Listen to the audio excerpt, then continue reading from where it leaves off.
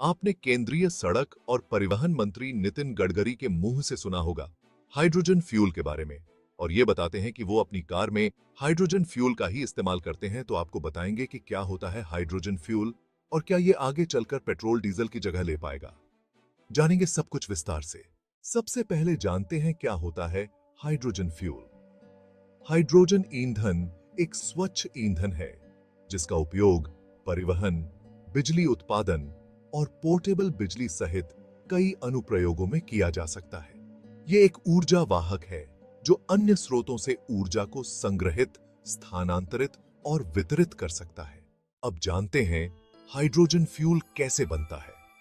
Hydrogen fuel का उत्पादन विभिन्न प्रकार के संसाधनों से किया जा सकता है, जिसमें प्राकृतिक गैस, परमाणु ऊर्जा, बायोमास और सौर और पवन जैसी नवीकरणीय ऊर्जा शामिल हैं। सबसे आम तरीके की बात करें तो प्राकृतिक गैस सुधार और इलेक्ट्रोलिसिस हैं। अब जानते हैं हाइड्रोजन फ्यूल इस्तेमाल करने के क्या फायदे हैं। दुनिया में फ्यूल को काला सोना कहा जाता है क्योंकि ऐसे कई देश हैं जिनकी पूरी अर्थव्यवस्था सिर्फ और सिर्फ फ्यूल्स पर ही टिकी है। इस समय फ्यूल्स में सबसे ज्यादा पेट्रोल का इस्तेमाल हो रहा है। यही कारण है कि जिन देशों के पास ये ईंधन है उनकी अर्थव्यवस्था आसमान छू रही है। लेकिन आज के समय साइंस ने इतनी तरक्की कर ली है कि आने वाले समय में लोग पेट्रोल, डीजल और सीएनजी के ईंधन पर निर्भर नहीं रहेंगे। वहीं इनसे होने वाले प्रदूषण से भी अब निजात मिल जाएगी, क्योंकि अब हाइड्रोजन फ्यूल का समय आने वाला है। यानी अब कार से लेकर ट्रेन तक सभी चीजें हाइड्रोजन से चलेंगी।